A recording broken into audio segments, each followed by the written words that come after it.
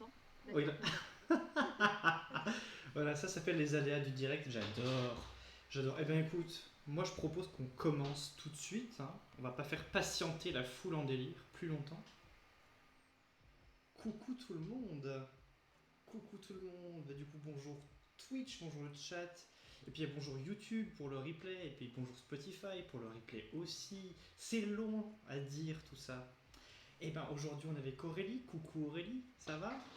C'est Bonjour bien. à tous, ça va très bien, merci. Voilà. Je vois qu'il Alors, y a des petits lags sur la vidéo, il y a un peu de latence, c'est désolé. vrai. Entre toi et moi, entre. Entre moi qui parle et puis Ah, ta oh, vidéo, c'est pas voilà. grave. Mais non, c'est pas grave. C'est pas grave. De toute façon, c'est la première. Donc tout le monde sait que ça va être un peu foireux. Tout le monde a remarqué le cadre autour de ta webcam. Donc voilà, on est au courant. C'est un premier live. C'est une première interview. Donc pourquoi tout fonctionnerait bien? Alors du coup, puisqu'on est là pour parler de thèse et de doctorat, hein, parce que je veux dire, le nom officiel d'une thèse, c'est un contrat doctoral, faut quand même le rappeler. Souvent on dit des thésards et la thèse, ou des thésardes dans ton cas. Mais voilà, tu es en contrat doctoral, c'est un CDD. Montez un peu le son d'Aurélie. Non, j'ai décidé que non. Voilà, attends, ouais, on va Je faire ça. n'entendrai pas, pas d'informations. Hop, hop. Vas-y Aurélie, dis quelque chose. Je dis quelque chose, bonjour à tous. Est-ce À que c'est nouveau, au cas où est-ce on que m'aurait c'est mal mieux? entendu. C'est parfait, mais c'est génial. C'est parfait, c'est génial. Alors du coup, Aurélie, tu es en contrat doctoral, tu es en thèse, on peut le dire, on va dire à l'université de Lorraine.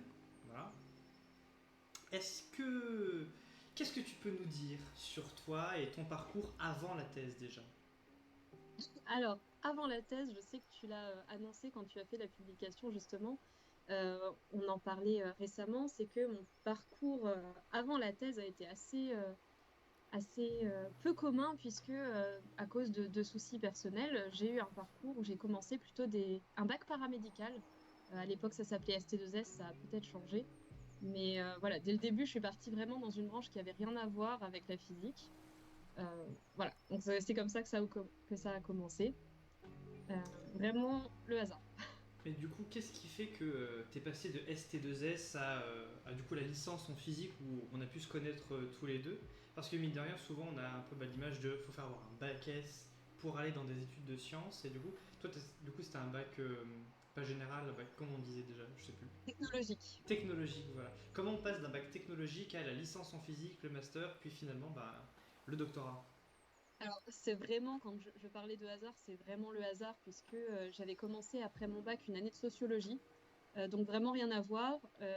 J'ai eu des petits accros en TD avec des profs de TD qui essayaient me convaincre de certains phénomènes sociologiques que j'avais du mal à comprendre et en me disant, ah mais il faut faire des maths si vous n'arrivez pas à concevoir des notions un petit peu un peu moins un peu moins absolues. Donc faites des maths et nous embêtez pas.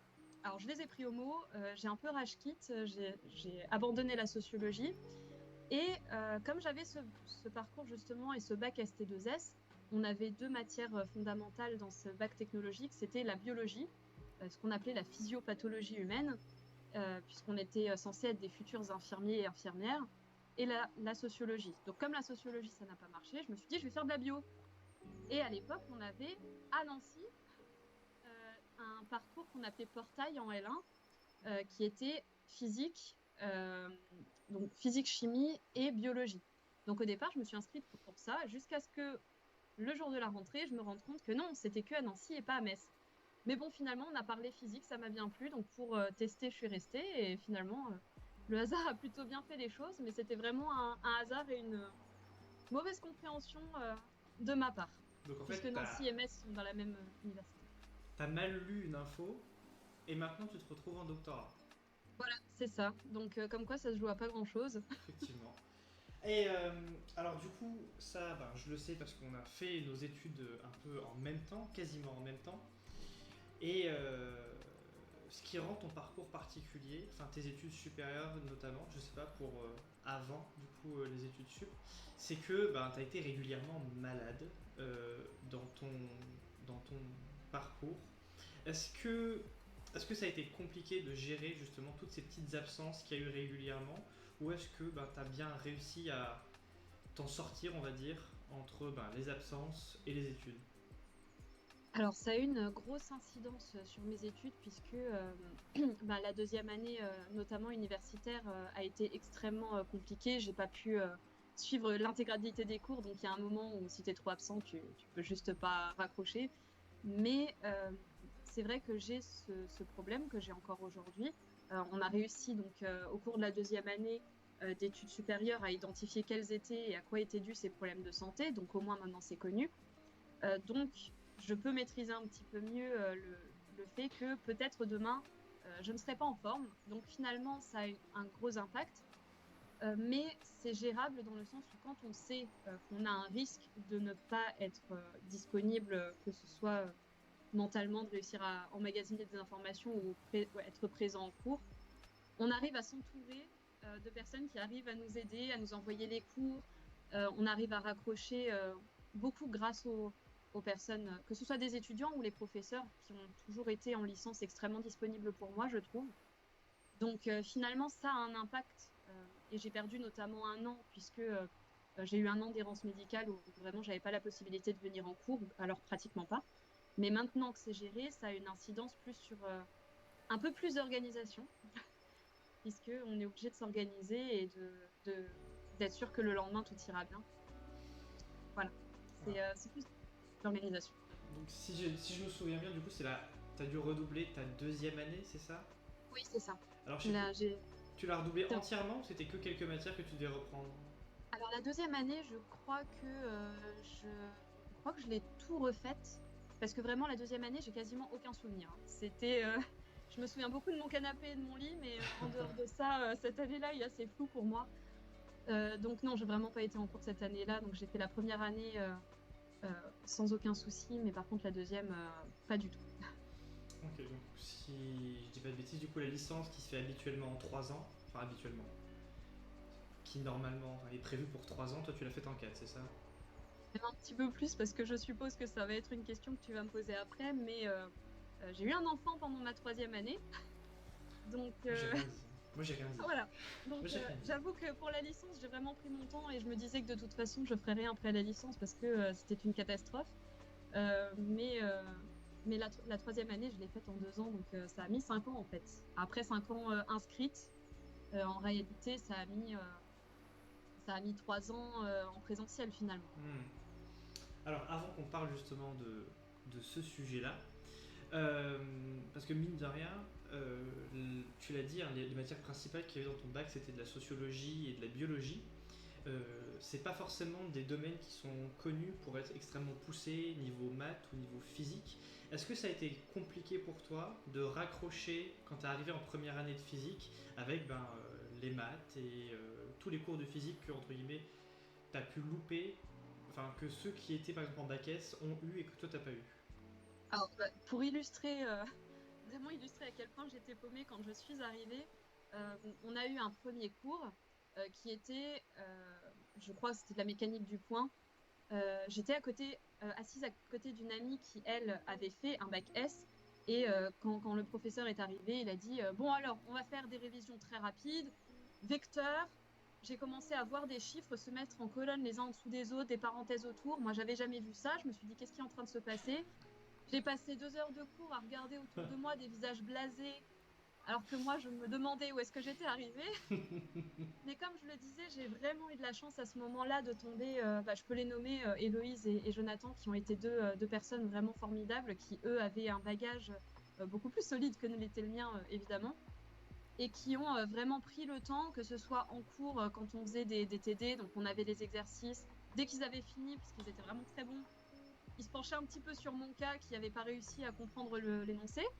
Donc j'ai eu vraiment beaucoup d'aide la première année et ça m'a permis de rattraper en fait ce qui me manquait pour réussir à repartir normalement en deuxième année avec le bagage qui me manquait et j'ai pas redoublé ma première année. Donc c'est que cette aide qui m'a été apportée a vraiment été précieuse et a permis de réussir à y arriver. Alors du coup, tu parlais de tes professeurs avant, là tu parles d'Héloïse et Jonathan. Du coup, tu dirais que ce qui a fait que ta transition et la licence a pu être possible. C'est surtout en fait un entourage qui a été pas supportif parce que c'est un anglicisme, mais qui t'a beaucoup soutenu, voilà, qui t'a beaucoup soutenu. C'est ça. Ben, j'ai vraiment eu de la chance que ce soit vraiment dans tous les aspects de ma vie professionnelle, personnelle, d'avoir des personnes qui me soutenaient beaucoup et qui m'ont vraiment donné les moyens d'y arriver. Toute seule, je pense que il suffit pas de réussir à raisonner, il suffit pas de réussir à emmagasiner un maximum d'informations. Si à côté, t'as pas les personnes qui arrivent à te délivrer l'information au bon moment et à t'accompagner pour ça, ça peut être un petit peu compliqué. J'aurais peut-être pris un petit peu plus de temps, en tout cas. Donc, je pense que, en tout cas, ma réussite de première année, là, elle n'était pas c'était pas que grâce à mon travail. C'était vraiment l'entourage aussi. Alors du coup, bon, tu as déjà un peu le pouvoir de l'amitié. Tu as déjà un peu spoil Désolée. une grosse info à ton sujet, c'est que ben du coup, quand on était en troisième année de licence, si je dis pas de bêtises, quand on était en troisième année de licence, enfin, tu es tombée enceinte, voilà, euh, d'un petit garçon, hein, on le dit, hein, Oui, voilà, on ose oui. le dire, voilà. Même si ça se trouve, tu découvriras qu'il ne l'est pas, hein, il te le dira, il ou elle te le dira à un moment ou à un autre, ou Découvrira. Yel te le diront, enfin bref, plein de pronoms qu'on pourrait utiliser.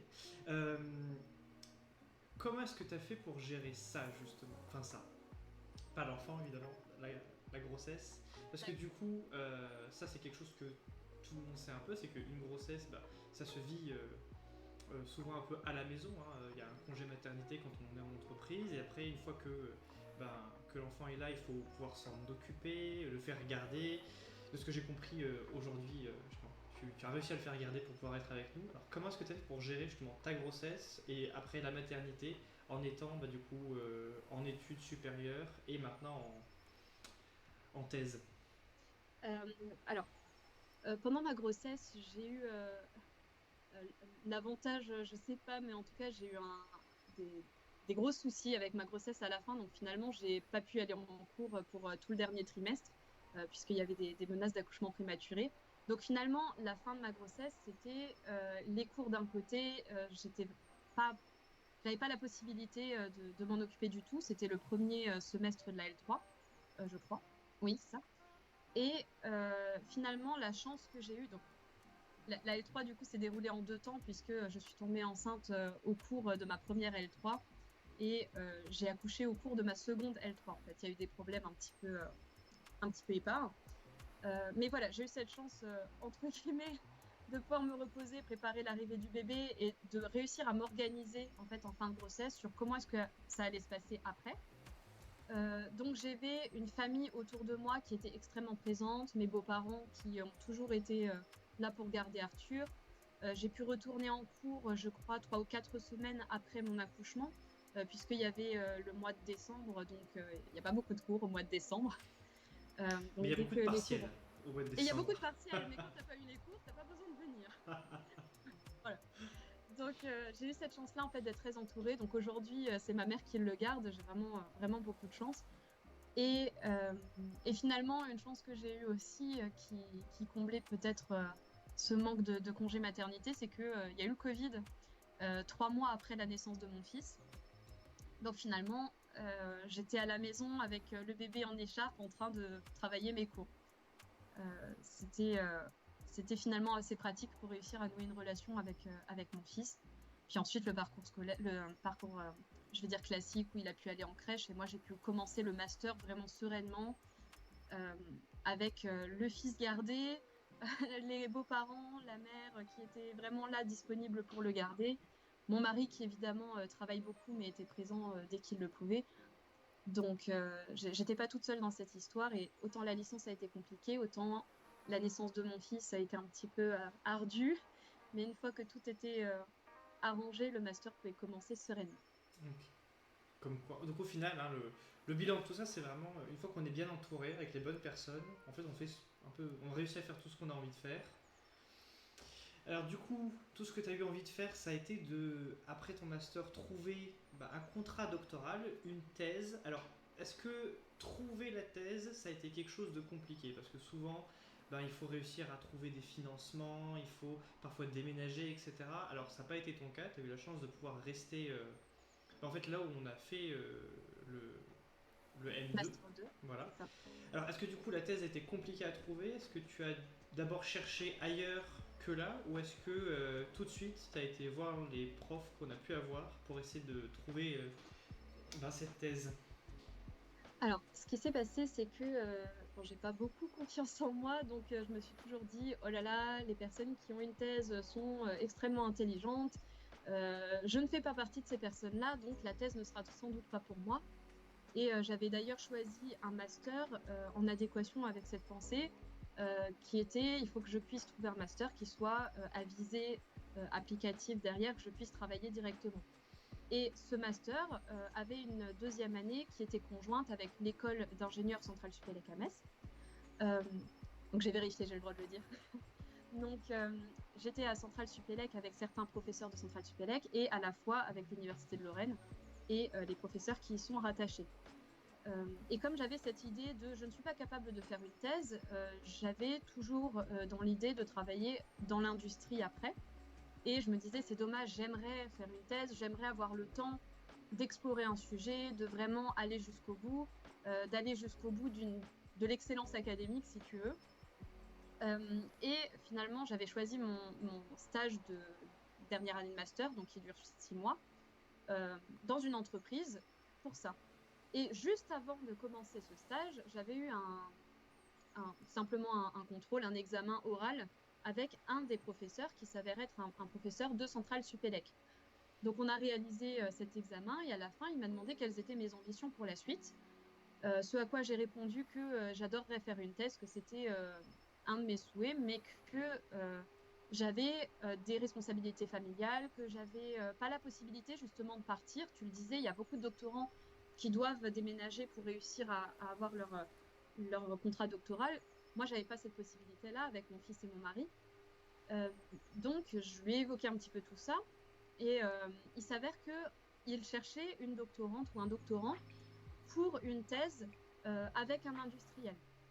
Donc, il s'est dit, tiens, elle semble quand même avoir le profil qui correspond, de ne pas avoir des ambitions purement académiques et d'avoir cette envie de faire un doctorat tout en ayant des ambitions industrielles derrière. Donc, en fait, je convenais plutôt bien pour cette thèse. Donc, il m'a revue après en entretien, mais j'avais pas vraiment cherché ailleurs. Quand j'étais un petit peu partie sur avoir un poste dans une entreprise au Luxembourg à ce moment-là. Mais finalement, comme j'ai eu cette opportunité de faire la thèse, ça a été ce qui était le mieux pour moi, je pense. Donc, c'est pour ça que je suis partie comme ça. Mais la recherche du contrat doctoral, finalement, n'a pas été difficile pour moi. Je pense que j'ai eu la chance que Marc croise mon chemin et me le propose assez directement. Donc encore une fois, voilà. Comme quoi le fait d'être bien entouré, c'est vraiment le secret de la réussite, en tout cas dans ton parcours. Alors au début tu as dit, avant de commencer à répondre à mes questions, que ça t'as vérifié, t'as le droit de le dire. C'est parce que du coup ta thèse, elle est un petit peu particulière, voilà. Parce que puisque tu l'as fait avec dire des parties privées, hein, une entreprise, du coup ta thèse elle est frappée par la confidentialité. Donc tu pourras pas tout nous dévoiler aujourd'hui. Mais est-ce que du coup tu peux un peu nous détailler quelles sont tes recherches, sur quoi tu travailles justement au cours de ta thèse? Ok.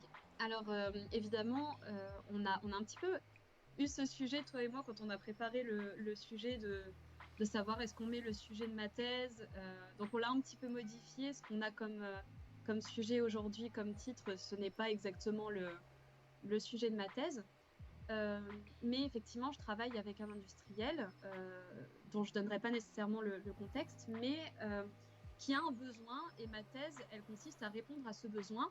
Et on a énormément de domaines, que ce soit dans les télécommunications, dans les lidars, dans des systèmes aujourd'hui dans les voitures d'affichage tête haute, etc. Pardon, d'avoir besoin de diriger des faisceaux optiques de façon très précise, avec des bonnes performances, un temps de réponse qui soit très rapide. Donc, moi, je m'occupe de développer un module qui soit capable en fait de répondre à toutes les exigences que l'industriel a, pour diriger la lumière, donc diriger un faisceau laser dans mon cas, dans une direction donnée avec des précisions qui sont très importantes. Donc on a des contraintes et c'est les contraintes qui rendent cette application, qui peut paraître simple mais qui ne l'est pas tellement, qui peuvent les rendre réelles. Du coup, en fait, ta thèse, elle est en photonique. Hein. Du coup, ce que tu fais, c'est beaucoup d'études avec la lumière et l'utilisation de la lumière dans des cas pratiques de la vie de tous les jours. Alors, est-ce que du coup, c'est quelque chose qui est très, on va dire, simulatoire? Donc, est-ce que tu fais beaucoup de choses plutôt sur ordinateur? Ou est-ce que, mine de rien, tu as quand même l'occasion d'expérimenter avec des faisceaux laser? Je sais pas si tu peux le dire, ça, du coup. Voilà. On prend des risques, on est là pour ça aussi. Est-ce que tu manipules du faisceau laser et des composants qui peuvent les dévier, etc. Ou est-ce que tu fais beaucoup de simulations informatiques? Alors, il y a tous ces aspects. Si tu veux, je peux faire un petit peu une espèce de planning global quand on arrive en thèse. C'est que la première année est beaucoup, beaucoup consacrée à se mettre à niveau. C'est-à-dire qu'on va lire beaucoup, on va regarder dans ce domaine dans lequel j'entre aujourd'hui, qu'est-ce qui a été réalisé, quels sont les papiers de référence, qui sont les scientifiques qui travaillent le plus sur ces domaines et regarder un petit peu où est-ce qu'on est arrivé. Voilà, qu'est-ce qu'on fait aujourd'hui dans ce domaine.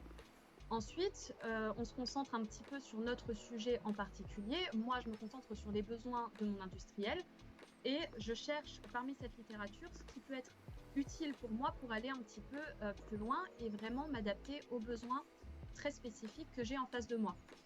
À ce moment-là, on est obligé de passer par une étape de simulation. On a énormément d'outils pour le faire, que ce soit des logiciels qui existent déjà ou alors, étant donné qu'on connaît les phénomènes physiques qui régissent les comportements de la lumière, on peut faire des codes. Donc, on utilise des langages de programmation, Python, on peut utiliser du MATLAB, etc.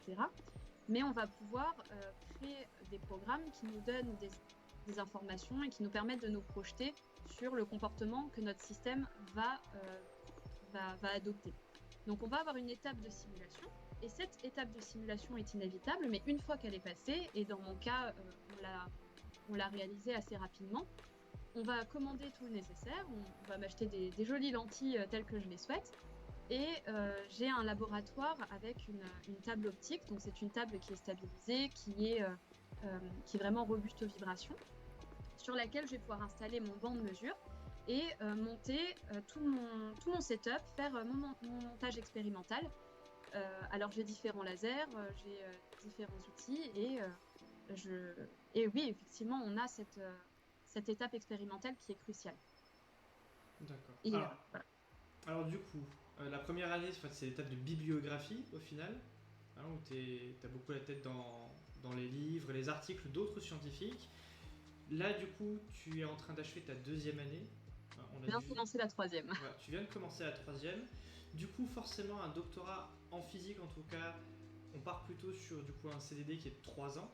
Donc, mine de rien, tu te rapproches en fait de la fin de ta thèse. Est-ce que tu as déjà commencé la partie préférée de tous les doctorants, qui est la rédaction de cette dite thèse? Alors, moi, dans mon cas en particulier, j'ai des rapports à faire de temps en temps pour l'industriel. Alors, si jamais un de mes encadrants passe par là, il dira d'accord, mais on en voit assez rarement le bout. C'est vrai, parce que comme on avance très vite dans nos expérimentations et qu'on change d'idée assez rapidement, j'ai du mal un petit peu à aller jusqu'au bout, mais euh, j'ai un peu la main dedans sans avoir réellement entamé le gros manuscrit que sera ma thèse à la fin. Donc, disons que j'ai l'avantage d'avoir l'idée, ça me fait très peur, je vois comment ça va être et je pense que ça va être un peu ardu, mais oui, ça va venir d'ici quelques mois, on va devoir s'y mettre, mais j'ai pas encore vraiment mis les pieds dedans pour l'instant. D'accord. Qu'est-ce que je voulais dire? En fait, j'ai vu une faute sur l'écran et du coup, j'ai pensé à ça, pardon. Euh, dans ta... Alors, dans ta thèse, du coup, tu nous expliquais comment ça s'est passé du point de vue purement, on va dire, pratico-pratique, donc bibliographie, expérimentation, rédaction, puis à la fin la soutenance. Est-ce que ça a été compliqué pour toi de t'intégrer à l'équipe du laboratoire? Parce que forcément, quand on devient doctorant, on intègre généralement une équipe d'autres chercheurs qui parfois se connaissent depuis quelques années, voire plusieurs années. Est-ce que l'intégration est compliquée? Est-ce que tout le monde reste un peu dans son coin avec ses propres recherches? Ou est-ce qu'au final, il y a un bon esprit d'équipe qui fait qu'on se met rapidement à l'aise et rapidement au travail aussi? Alors, je pense que j'ai de la chance dans mon laboratoire. Alors, je ne peux parler que pour mon cas, évidemment, mais quand moi je suis arrivée en thèse, on était trois doctorants à arriver quasiment en même temps. On avait 2 semaines d'intervalle entre le début de nos doctorats respectifs. Donc finalement, on est arrivé à un moment où on n'était pas isolés. On savait qu'on avait des personnes déjà qui arrivaient en même temps que nous. Et l'intégration, ça c'est la deuxième partie, l'intégration dans l'équipe a été vraiment facile, je trouve, puisque j'ai autour de moi beaucoup de chercheurs expérimentés qui sont tout à fait disponibles pour nous aider. Je te parlais du montage de ma manip. J'ai commencé en n'y connaissant rien, en ne sachant pas du tout par quel bout prendre, et il se trouve qu'on a un chercheur qui est extrêmement talentueux pour tout ce qui relève de l'expérimental, qui s'est montré disponible à chaque fois pour m'aider, me montrer des choses qui me paraissaient extrêmement bêtes. Je me disais, oh là là, je sais pas comment visser ma platine de translation, il va m'engueuler, il va dire, oh là là, mais qu'est-ce qu'elle fait en test celle-ci? Et non, on est très bien reçu, on nous dit, t'inquiète pas, tant que tu le sais pas, tu peux pas le deviner, je vais te montrer, je vais t'accompagner. On a toute une équipe, que ce soit les chercheurs, les techniciens autour de nous, qui se montrent vraiment disponibles pour nous accompagner. Donc, moi, en tout cas, au sein de ce laboratoire-là, j'ai l'impression qu'il y a des vraies dynamiques. Moi, je travaille au sein d'une équipe et je ne travaille pas seule. C'est pas forcément le cas pour tous les doctorants, j'imagine, mais moi, je pense vraiment que dans mon cas, j'ai cette chance de ne jamais m'être retrouvée toute seule, un peu perdue, à pas savoir quoi faire et à me dire bon, bah, c'est fini, je m'arrête là, je sais pas quoi faire, je suis nulle et ça restera comme ça. Non, on a toujours été très entourés. D'accord. Je rappelle que Aurélie n'est pas nulle, hein. Alors, on le dit, elle a besoin de l'entendre. On sait qu'elle a un peu de mal des fois, mais il faut le rappeler. Elle fait partie des personnes extrêmement intelligentes dont tu as parlé au début.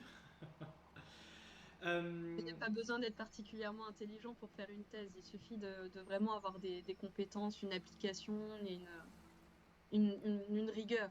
Mais C'est ce que le chat semblait dire d'une manière un petit peu particulière, on va dire. Mais effectivement, apparemment, voilà. Il suffit d'avoir trouvé le bon sujet et d'être travailleur pour pouvoir faire une thèse. Alors, trouver une thèse, c'est, je pense, peut-être la partie la plus compliquée de la thèse, réussir à la trouver. Toi, encore une fois, tu as eu de la chance. Alors, bon, maintenant que tu as fait les 2 tiers de ta thèse, avant de tirer un trait final là-dessus, qu'est-ce que tu en retires? Est-ce que ça a été quelque chose de compliqué? Est-ce que ça a été quelque chose de facile à faire? Est-ce que tu as pris du plaisir? Ou est-ce que vraiment ça a été un travail un peu lourd, hein? Souvent on entend des doctorants qui, à la fin de la thèse, en fait, pas forcément regrettent, mais ont trouvé que c'était une tâche vraiment très compliquée, avec très peu d'heures de sommeil et énormément de café, à la machine en arrivant le matin, mais aussi le soir pour finir la rédaction. C'est quoi ton euh, ressenti par rapport à ta thèse? alors moi, je suis d'accord pour le café. Je pense que mon taux de café, tu me fais une prise de sang, c'est du café qui sort, hein, clairement. Mais alors attends que je me souvienne de la question maintenant. Si c'est vraiment compliqué. Alors, je pense qu'il y a différentes étapes. Euh, Justement, quand je suis arrivée en première année, je me suis dit, je suis pas du tout au niveau. On m'a pris, mais c'était une erreur. Ça va être une catastrophe. Et je crois que j'ai passé beaucoup de temps à pleurer. À ce moment-là, c'était pas du café, c'était des larmes qui sortaient de mon sang. Vraiment, c'était très compliqué à accepter que non, j'étais capable de le faire. Donc, il y a eu une période pendant laquelle je me dévalorisais beaucoup. Et finalement, au fur et à mesure, justement, du montage de la manip, je me rendais compte que, bah tiens, ce que j'ai calculé, ça fonctionne. Ce à quoi j'ai pensé, ça semble fonctionner, ça semble correspondre aux besoins de l'industriel, ce qui est quand même le but principal de ma thèse. Donc, une fois que j'ai pris confiance en moi, la thèse est vraiment devenue euh, complexe au sens où on a énormément de choses à faire. Si tu veux, on pourra revenir là-dessus. Mais il y avait quand même un épanouissement de voir que en face de moi, il y a des choses qui se montaient et que c'était moi qui étais à l'origine de la manip que je voyais en face de moi, que mon module y fonctionnait, et bien c'était mes calculs qui étaient derrière. Donc il y a quelque chose d'extrêmement valorisant. Donc ça, c'est peut-être l'état d'esprit de la deuxième année, de se dire, je monte quelque chose, je suis au cœur de ce projet-là, j'ai encore le temps de me donner à fond pour réussir à faire quelque chose d'extrêmement bien. Donc il y a beaucoup d'exaltation et, euh, et vraiment c'est l'exaltation, je pense, qui me restera de la deuxième année. Maintenant que j'attaque la troisième année, c'est vrai qu'on est en train de clore certains sujets. On essaye d'aller au fond d'autres sujets puisqu'on a plusieurs modules qui ont vu le jour pour diverses raisons. Euh, et finalement, on a plus ce côté, je regarde en arrière et je me dis non, finalement, ce que j'ai fait, ça a de la valeur. Donc, c'est assez satisfaisant. Je pense que je ne suis pas encore assez proche de la rédaction pour vraiment m'angoisser, mais ça va venir dans pas très longtemps. Tu vas acheter 3-4 thermos de 10 litres pour être sûr de pouvoir fonctionner pendant une semaine. Euh, alors du coup voilà, tu as parlé de l'exaltation, bah, du coup de faire de la recherche, de faire des choses qui parfois ne fonctionnent pas, parfois fonctionnent, et du coup de retirer bah, un peu cette satisfaction de se dire c'est moi qui ai fait ça à partir de mes propres calculs. Un travail qui a souvent, quand on fait un contrat doctoral, c'est aussi bah, la rédaction d'articles destinés à la publication en premier auteur ou pas. Alors, puisque ta thèse, elle a ce caractère secret, est-ce que du coup tu as été amené à faire de la rédaction d'articles scientifiques ou est-ce que vraiment l'ensemble de la thèse est destiné à l'industriel avec qui tu travailles? Alors moi, j'ai pas rédigé d'article puisque justement, on a cette clause de confidentialité qui complique un petit peu les choses pour ce point précis. Après, j'ai la possibilité de communiquer mes travaux de recherche autrement, puisque il y a aussi le système de conférences. On a des conférences scientifiques, donc on a les scientifiques du domaine qui vont se rejoindre pour échanger sur leurs travaux. On a chacun des présentations à faire, des instants d'échange euh, pour parler de nos travaux, parler de nos équipements, enfin tout ce qui entoure le travail d'un scientifique. Et pour ça, par contre, j'ai déjà fait enfin une très belle conférence en Allemagne organisée par des doctorants pour des doctorants. La semaine prochaine, je pars au Japon pour présenter mes travaux de recherche, justement pour le développement de mon module. On a trouvé des biais et des façons de présenter les choses pour qu'on ne dévoile ni les applications, ni l'industriel avec qui je travaille, mais qu'on puisse valoriser le travail et l'aspect scientifique que j'ai pu apporter grâce à ma thèse. Donc, on a quand même des façons de communiquer les travaux, mais par contre, la publication, c'est pas quelque chose qui est à l'ordre du jour. On a toutefois ce qu'on appelle des proceedings. Donc, les proceedings, ce sont des papiers qu'on soumet lorsqu'on veut participer à une conférence, justement.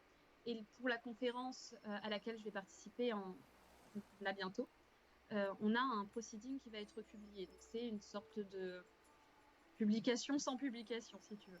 D'accord. On biaise un petit peu comme on peut.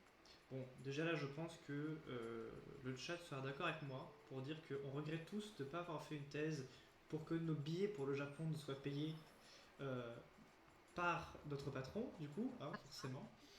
Alors du coup, tu as dit l'Allemagne juste avant, le Japon maintenant, donc là, tu pars un peu plus loin. Est-ce que du coup, tu as eu énormément de déplacements au cours de ta thèse? Parce que c'est pas forcément auquel on pense quand on signe un contrat doctoral, mais c'est vrai qu'il y a énormément, mine de rien, de déplacements, de conférences, de faire les fameux posters qui après se retrouvent accrochés au labo. Est-ce que tu as eu beaucoup de déplacements comme ça et très loin ou longtemps, ou est-ce que ça a été des choses très épisodiques et très courtes? Alors, dans mon cas, ça a été plutôt épisodique. J'ai des déplacements au départ qui étaient surtout pour se rendre chez le partenaire industriel, puisque il n'est pas dans la même région que celle où je réalise ma thèse. Et de toute façon, je pense que généralement, on fait assez peu de déplacements la première année. Ensuite, étant donné que j'ai ce souci de confidentialité qui fait que je communique peut-être moins ma thèse, j'ai moins fait de déplacements que n'ont pu le faire d'autres doctorants. Je sais mais ceux que j'ai faits étaient très beaux et vont être très beaux. Mais par contre, c'est vrai qu'on a ces opportunités de voyager, que ce soit pour aller assister à une conférence, pas forcément présenter, mais également y assister, euh, ou alors visiter des laboratoires. Alors nous, on l'a surtout fait dans la région Grand Est. On a visité des laboratoires à Strasbourg. On a peut-être là des occasions de visiter des laboratoires en Allemagne dans les temps à venir. Donc oui, le voyage fait partie de la thèse. Après, on n'est pas non plus toutes les semaines amené à voyager aux quatre coins du monde. Mais là, on a vraiment une belle occasion avec le Japon, c'est sûr. J'avais une question que j'ai oubliée. Voilà, Ah, bah c'est voilà. des aléas. C'est ça, c'est exactement ce que j'allais dire. Mince, non, qu'est-ce que je voulais dire? Oh, c'est insupportable. Bah tiens, voilà, je vais poser cette question-là. Merci Angel Dust. Est-ce que tu auras du temps libre au Japon? Est-ce qu'on a du temps libre quand on part en conférence comme ça? Alors, dans mon cas, j'ai eu l'accord pour rester un petit peu plus longtemps sur mes propres deniers après, mais Alors, là, du coup, la question est un peu en deux temps, je pense. Premier temps, est-ce que de manière globale, en partant en conférence, on a du temps? Et deuxième point, moi, j'ai pris l'option d'avoir du temps en payant un petit peu en supplément pour avoir plus de temps pour profiter au Japon. Mhm. En soi, les conférences durent généralement plusieurs jours. Si je prends l'exemple de la conférence à laquelle je me rends la semaine prochaine, euh, elle va durer 5 jours et demi, je crois. Donc évidemment, on a la possibilité de participer durant ces 5 jours, d'assister à absolument toutes les conférences. En général, ça reste quand même des programmes assez denses. Je doute qu'absolument tous les doctorants qui sont invités à participer à des conférences assistent à toutes les présentations qui sont données. Euh, mais je pense qu'on a à la fois du temps pour soi parce que les conférences sont faites de telle manière qu'on a un petit peu de temps. On a des créneaux qui sont faits pour visiter l'endroit où on se trouve. Et on a du temps surtout pour échanger avec les autres chercheurs, puisque c'est vraiment l'intérêt des conférences de pouvoir être au contact de nos pairs internationaux. Et je pense que c'est une richesse aussi et que vraiment le pays dans lequel on est, ça compte et on a envie de le visiter, mais les échanges avec les pairs sont quand même un moment très important. D'accord. Je me suis souvenu de ma question, donc je suis content d'avoir réussi à meubler ce temps-là. Bonne Euh, nouvelle. c'est ça. Alors, non, non, faut pas qu'elle reparte. Faut que j'arrive à la formuler. Du coup, tu vas bientôt, enfin bientôt. Tu es sur la fin de la thèse, on va dire. Souvent, ce qu'on fait après une thèse, enfin un contrat doctoral, c'est le contrat post-doctoral, hein, le post-doc, d'où le nom de la chaîne, je rappelle pour ceux qui n'auraient pas compris, quoi de neuf post-doc. Post-doc, c'est aussi ce qu'on fait après son doctorat au final. Alors, une fois que tu seras devenu le docteur Aurélie, ou la doctrice, la doctoresse Aurélie, la doctoresse Aurélie, ça sonne bien. Ça sonne bien. Euh, Est-ce que tu as prévu de poursuivre avec un contrat postdoctoral ou est-ce que tu penses que tu vas te diriger plutôt vers un poste sûrement d'ingénieur en R&D dans le privé? Alors, c'est une question que je me pose aussi beaucoup. Il y a énormément de paramètres à prendre en compte. Comme je l'ai dit au début de notre entretien, moi, je me destinais principalement à travailler dans l'industrie. Ma thèse est une thèse industrielle. Donc, j'ai vraiment un profil adapté pour l'industrie. Je pense que j'y trouverai évidemment tout ce qu'il me faut pour m'épanouir à un poste en R&D. Cela dit, c'est vrai que le monde académique a des aspects qui sont vraiment intéressants, et notamment en termes de liberté de recherche, où on a vraiment cette possibilité de continuer à s'améliorer soi-même dans un domaine, continuer à vraiment devenir le meilleur scientifique qu'on puisse être. Et ça, je pense que je suis en train d'en discuter de temps en temps avec mon directeur de thèse, savoir si dans mon cas, ce serait intéressant de faire un postdoc, puisque je ne pense pas avoir le profil adapté pour de toute façon poursuivre une carrière académique. Après, ça peut être intéressant aussi de voir que toutes les thèses ne mènent pas à une carrière académique, Mhm. et on a tout à fait notre place aussi dans des domaines industriels et on développe pendant le doctorat des compétences qui sont tout à fait pertinentes. Tout à fait. Euh, Il y a un aspect de la thèse que j'ai oublié, là j'y repense parce que j'ai vu un doctorant les 2 derniers jours et je lui ai posé la question et du coup je vais te la poser à toi maintenant. C'est que souvent en fait quand on est en thèse, on a des missions auprès des étudiants, des missions hein, de TD, donc de travaux dirigés ou de cours magistraux à donner. Est-ce que du coup toi, au cours de ces 2 dernières années, tu as dû être confronté à passer de l'étudiante Aurélie à Madame, vous avez corrigé les TD ou pas? Exactement. Alors ça, effectivement, j'ai commencé en deuxième année avec tout de suite des CM TD, donc une UE complète pour laquelle j'avais la moitié des informations, l'autre moitié, on m'a dit bon, fais ton cours comme tu veux.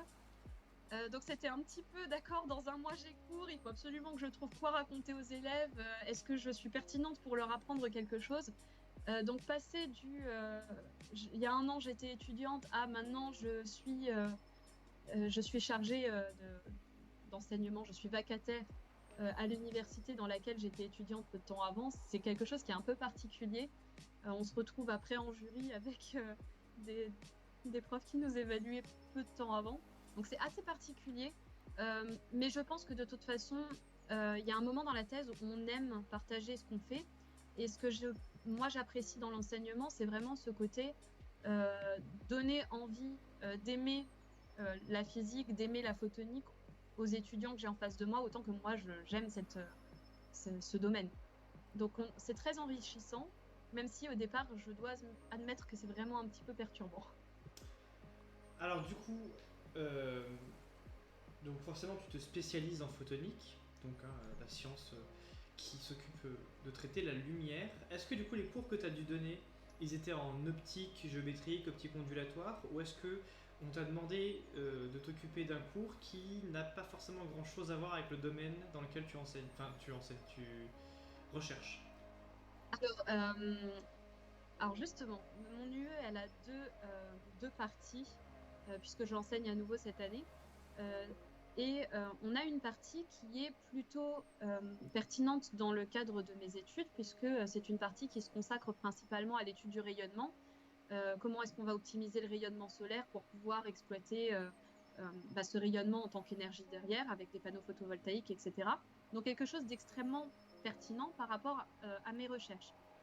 En revanche, la deuxième partie, bien sûr, je suis compétente pour l'enseigner, mais elle traite beaucoup plus de l'aspect énergie. Et il y a toute une dimension politique derrière qui, elle, a été assez nouvelle pour moi. Donc, je suis assez franche avec mes étudiants. Quand on commence l'UE, je leur explique quelles sont mes études, de quoi on va parler. Et je leur dis, en toute honnêteté, il y a des moments où vous me poserez des questions sur les politiques énergétiques. Je n'aurai pas toujours la réponse puisque c'est pas le cadre de. Je suis pas politicienne, je m'y connais pas, enfin politicienne. Je ne m'occupe pas d'établir les lois qui régissent les utilisations de l'énergie donc c'est des choses qui pour moi étaient un peu nouvelles. Euh, mais on a des capacités, je pense, en doctorat. On apprend à récolter les informations, à les synthétiser, à les restituer. Donc finalement, on arrive à construire un cours qui soit cohérent, qui soit utile pour les étudiants euh, et qui a cet intérêt qu'on découvre aussi beaucoup de choses finalement. J'aurais peut-être découvert moins de choses avec de l'optique géométrique. Peut-être. Est-ce que du coup ça a pris beaucoup de temps? Parce que forcément, tu as tout un temps pour ta bibliographie, pour tes propres recherches. Est-ce que cette partie d'enseignement, elle prend beaucoup de temps au sein de la thèse? Ou est-ce que c'est quelque chose qui est, on va dire, pas anecdotique, mais sur 5 jours de travail, est-ce que c'est un jour, ou est-ce que c'est quelques heures, ou est-ce que c'est plus que ça? Alors c'est assez variable. Je dirais que dans mon cas, étant donné que j'avais commencé par un cours magistral, il a fallu construire ce cours. Donc ce qui m'a pris beaucoup de temps à ce moment-là, c'était la construction du cours. Après, si on part sur un un doctorant, pardon, qui va faire des TD, des TP, euh, on a une limite de toute façon d'heures devant les étudiants qui est de 64 heures en équivalent TD, puisqu'un cours magistral est considéré comme une fois et demie le temps d'une heure de TD. Euh, et on n'a pas le droit de dépasser cette limite. Donc, pour que ça reste justement cohérent avec le fait qu'on n'a que 3 ans pour construire nos travaux de recherche à côté. Donc ça prend du temps, mais de façon très inégale selon les semaines. Au début de l'année, j'avais pas de cours. Cette année, par exemple, tout de suite en septembre. Par contre, là, quand je reviendrai du Japon, j'ai une semaine où j'ai deux TP de 3 heures, 3 cours de 2 heures. Donc cette semaine-là va être principalement consacrée à de l'enseignement et j'aurai assez peu de temps finalement pour mes recherches. Mais de manière générale, c'est pas le but n'est pas de surcharger l'étudiant en doctorat avec beaucoup d'enseignements et de cours, puisque je vais dire c'est un plus pour nous qu'on va pouvoir mettre sur le CV, on va développer des compétences, mais c'est pas le cœur de nos travaux. Il faut qu'on ait le temps de chercher à côté.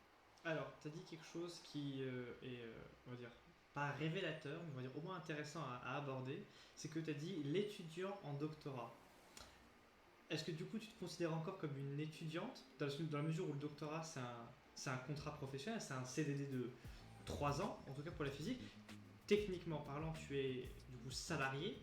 Est-ce que du coup tu penses que le doctorat c'est quelque chose d'un peu hybride, un peu entre les deux? On est encore un étudiant au sens où on reste dans le domaine de la fac et on apprend encore plein de choses, ou est-ce que vraiment tu vois la chose comme étant vraiment un emploi, pas comme un autre, mais au moins un emploi qui permet de subvenir à ses besoins, etc. Alors, c'est vrai qu'on a cette double casquette qui est assez perturbante pour la majorité des personnes qui nous entourent. Moi, je me considère comme étant une chercheuse junior, en fait. Je suis diplômée de master, c'est-à-dire qu'on a 5 ans d'études de la même manière qu'un ingénieur. On commence un travail de recherche qui est un long projet. On est le chef de notre propre projet, donc on est réellement un professionnel de la recherche. Par contre, on a encore beaucoup à apprendre et je pense que le doctorat, oui, nous apporte tellement de compétences qu'on est encore dans ce cheminement d'étudiant. Euh, bon, au-delà du fait qu'on paye des frais d'inscription et qu'on a un certificat de scolarité, donc légalement on est étudiant.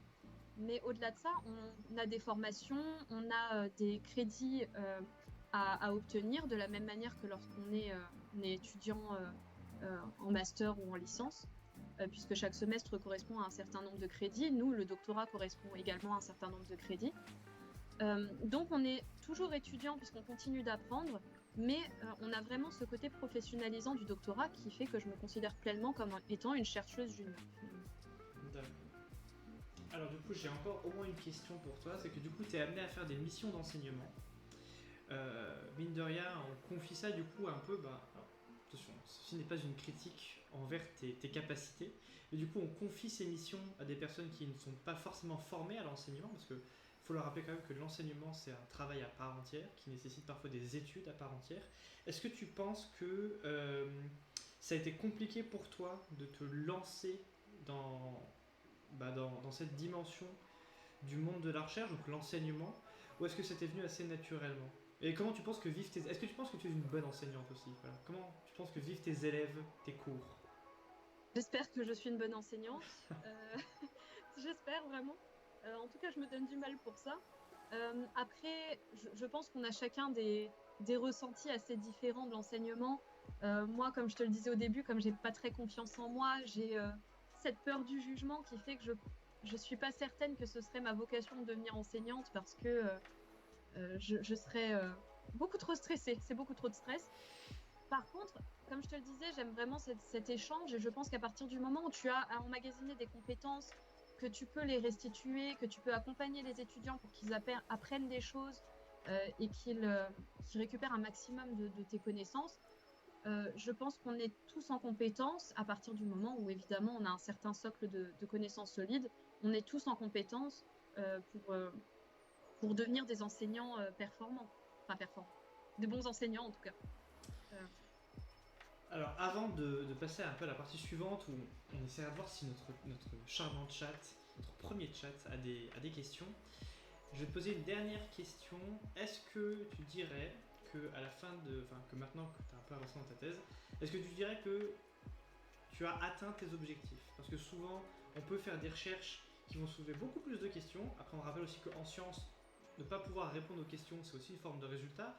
Mais est-ce que du coup, les missions qu'on t'a confiées, notamment du coup l'industriel avec qui tu travailles il y a 2 ans maintenant, est-ce que tu penses que ces missions, tu les as remplies?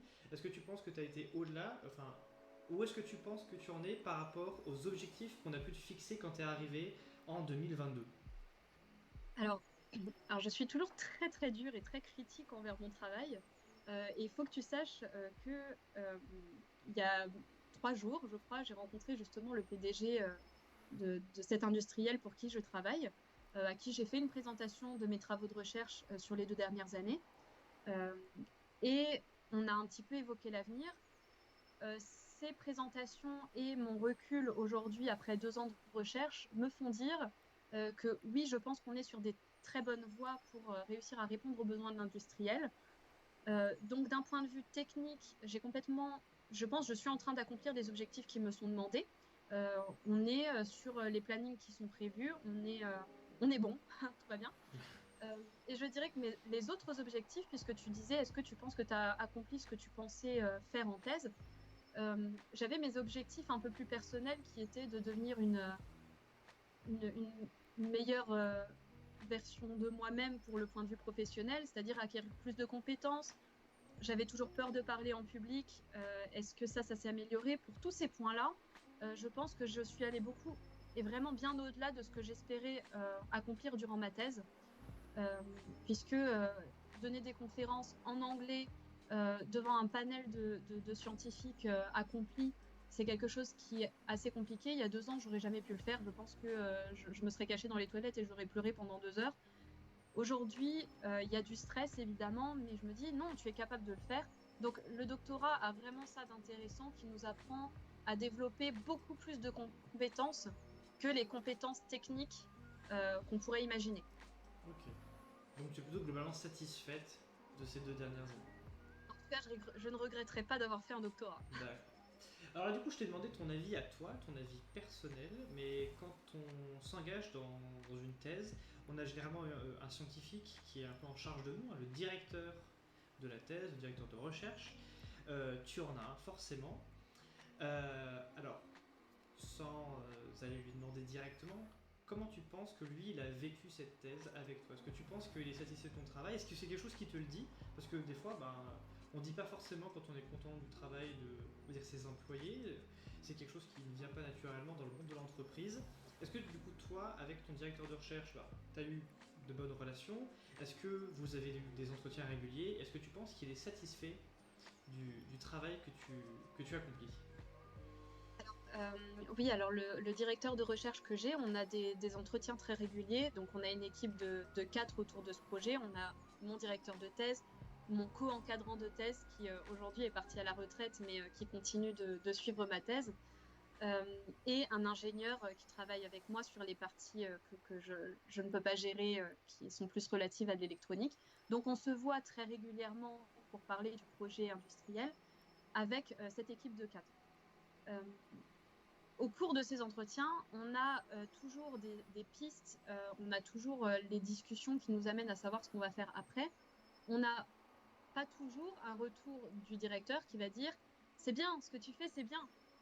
Ça, c'est pas quelque chose qu'on va avoir en permanence, mais finalement, tant qu'on n'a pas de signal d'alerte, on a ce qu'on appelle, je fais une petite aparté là-dedans, on a ce qu'on appelle un comité de suivi, c'est-à-dire qu'au bout d'1 an de thèse, on va avoir 2 personnes qui sont des scientifiques qui sont passés par le doctorat, qui vont se réunir et échanger avec le doctorant. On va leur présenter nos travaux de recherche, on va leur donner un petit rapport de ce qu'on fait.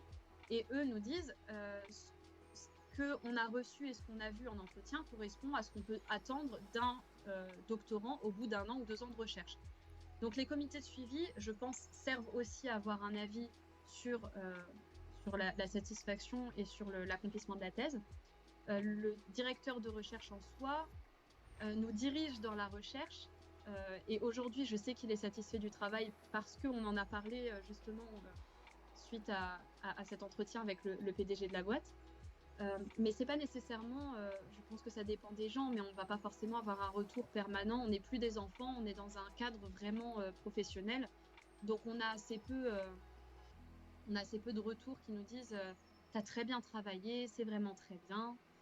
Euh, j'ai eu une fois, je suis fière de toi, alors bon, ça vaut tous les on est bon du monde. Ça s'est bien passé donc. Ça s'est Euh, bien passé, pour l'instant ça va. alors, là c'est parce que je sais qui est ton directeur de thèse que je vais te poser cette question.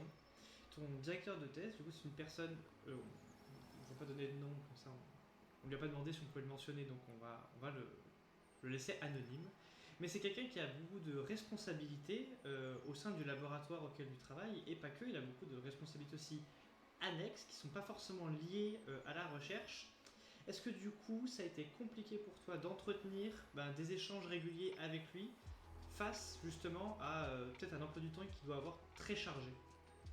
Alors il a un emploi du temps très chargé, donc il est constamment au front, que ce soit au sein du laboratoire ou ailleurs, mais il accorde une grande importance à ses doctorants et je pense qu'on est toujours en tout cas une sorte de priorité pour lui. À chaque fois que j'ai eu besoin d'avoir une réponse, à chaque fois que j'ai eu besoin de communiquer avec lui, il s'est rendu disponible. Donc, même si on n'est pas toujours, on n'a pas toujours la chance de le croiser et de tomber sur lui au détour d'un couloir, pile au moment où on se dit tiens, j'ai besoin de lui poser telle question, il se rend toujours disponible pour que on ait des réponses assez rapidement, qu'on reste pas dans le flou, peu importe le, le, le domaine de la thèse que ça implique, que ce soit pour la recherche, pour l'administratif. Je me suis jamais retrouvée sans réponse de sa part, en tout cas. Donc j'ai quand même de la chance là-dessus. Je crois que c'est pas le cas partout, mais ouais. Donc ce qui va vraiment ressortir cette interview, c'est que soyez bien entourés. Hein. Oui, C'est ce qui fait tout visiblement. Voilà. L'humain est un animal social. Bah, la preuve, quand on est bien entouré, on peut tout faire au final. On peut tout faire. le doctorant a besoin d'être bien entouré. C'est ça. Alors là, du coup, il est quasiment 16 heures. Donc normalement, on est censé s'arrêter aux alentours de 16 heures. Donc ce que je propose maintenant, c'est que on voit si le chat a quelques questions à te poser. Si oui, ben, d'y répondre si c'est possible. Hein. Je rappelle que le cadre de ta thèse fait que toutes les questions n'auront pas de réponse. Mais voilà, on va voir si le chat a quelques questions pour toi ou pour moi. Hein. Mais bon, on n'est pas là pour parler de moi pour le coup. Donc voyons voir si... Ah bah oui, je t'ai pas mis sur l'autre voilà, cafouillage de Twitch. Bon, je vais revenir sur celui d'avant. Voilà. On va rester là. Là, on est bien. Je sais que ça fonctionne. Est-ce que le chat a des questions? Ou pas? S'ils n'ont pas de questions, qu'ils le disent. Parce que pour le coup, autant... Ah voilà. Alors, on a Woodegg qui nous demande: as-tu eu des difficultés pour atteindre le quota de formation demandé par l'école doctorale? Alors, l'école doctorale, c'est un sujet qu'on n'a pas forcément abordé, du coup, parce que j'y ai pas pensé, parce que j'ai pas fait de thèse. Alors, on sent que j'ai un peu le seum pour le coup. Alors, du coup, est-ce que tu as eu des difficultés pour atteindre le quota de formation demandé par l'école doctorale? Et est-ce que du coup, tu peux aussi un peu expliquer ce qu'est une école doctorale? Alors l'école doctorale, je vais dire, l'école de rattachement, le département de l'université qui va s'occuper de gérer les doctorats. Donc on a des écoles doctorales en fonction du domaine dans lequel on exerce notre doctorat. Et effectivement, l'école doctorale va nous demander, pour pouvoir valider un doctorat, de valider un certain nombre de crédits, c'est ce que je disais plus tôt. Donc on a 30 crédits à valider durant notre thèse. Et ces crédits sont dispersés selon différentes catégories, avec un nombre minimum à atteindre par catégorie. Donc je m'explique, on va avoir des choses un petit peu transverses, savoir parler en public, faire vraiment des formations un petit peu plus annexes qui vont graviter autour du doctorat sans y être forcément reliées. Moi j'ai fait une formation secouriste, une formation de prise de parole en public, et on a des choses beaucoup plus rattachées au doctorat, des formations des formations, comment appeler ça, des formations disciplinaires, pardon.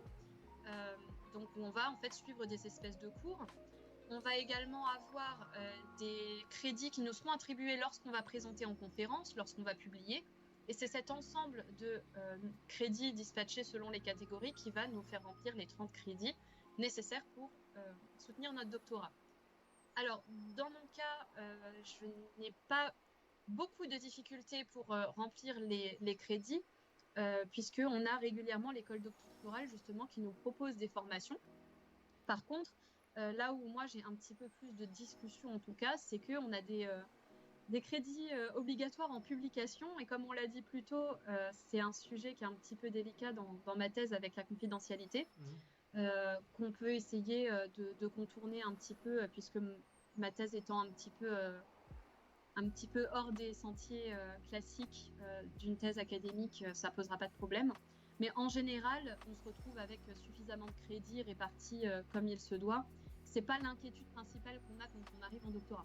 Quand on entre, oui, on se dit oh là là, ça fait beaucoup. Bon, à la fin, on dépasse tous les 30 et on essaye de remplir le dernier crédit transverse parce qu'on n'a pas de place dans la formation gérer la charge mentale en doctorat, par exemple.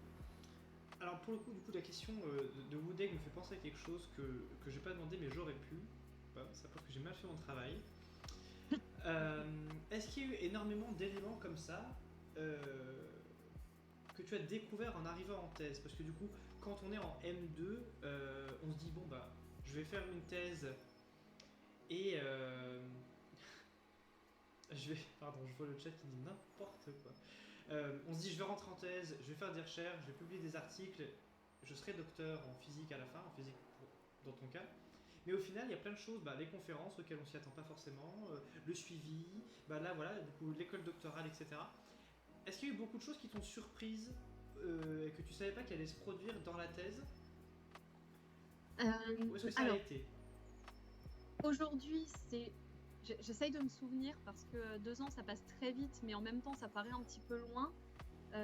J'ai l'impression que j'ai un petit peu tout découvert parce que justement, comme je m'intéressais beaucoup à l'industrie et beaucoup moins au travail d'un chercheur, puisque je me destinais pas à être chercheur, je savais vaguement que oui, on va publier, que oui, il y a des conférences, ça existe. J'avais regardé The Big Bang Theory comme absolument tout le monde. Mais c'est vrai qu'une fois que j'étais dedans, j'avais pas. J'ai un peu découvert la réalité des choses. C'est plus cette réalité que j'avais pas. Et tout était assez vague. Donc finalement, tout ce que tu as évoqué, que ce soit les conférences, que ce soit vraiment les publications, l'entraide, les laboratoires, les petits laboratoires comme ça un petit peu dispatchés. Moi, c'était des choses que je découvrais, que je trouvais assez formidables. La communication, on a énormément de communication sur les travaux de recherche qui sont aussi à destination d'un grand public, toutes les ouvertures pour les journées de la science, etc., où on doit communiquer nos travaux de recherche, c'était des choses que je n'imaginais pas forcément et qui ont été très intéressantes à découvrir. Mais c'est vrai qu'aujourd'hui, répondre à cette question, c'est un peu compliqué parce que ça me paraît très loin, les découvertes. Je comprends. D'ailleurs, ça je ne l'ai pas dit, mais en fait cette semaine, le hasard veut que ce soit aussi la semaine de la fête de la science.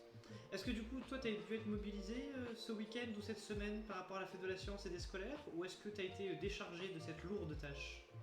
Alors, on nous l'a proposé et en toute honnêteté, je me suis un petit peu déchargée toute seule de cette tâche-là, puisque nous, on accueillait des lycéens lundi et mardi. Simplement, moi, mercredi, j'avais cet entretien très importante, cette entrevue très importante avec le PDG de la boîte. Donc, évidemment, la priorité était sur la préparation de cet entretien et c'est pourquoi j'ai pas du tout participé cette année. J'avais participé les années précédentes. On a notamment au sein de l'école des choses très intéressantes à montrer qui sont très parlantes pour expliquer les phénomènes optiques, pour expliquer en quoi l'utilisation de phénomènes optiques est extrêmement importante pour les télécommunications. Euh, mais on a énormément de choses très intéressantes que j'ai pris plaisir à présenter les années précédentes, mais que je n'ai pas faites cette année. D'accord. Je l'avoue un peu honteusement. D'accord, tu as eu la chance d'éviter la fête de la science, contrairement à moi qui vais devoir travailler demain. Demain dimanche. Courage. On a une autre question du coup qui nous vient du chat de la part d'Angel Dust. La confidentialité de ton projet restera après la fin de celui-ci, j'imagine. Point d'interrogation.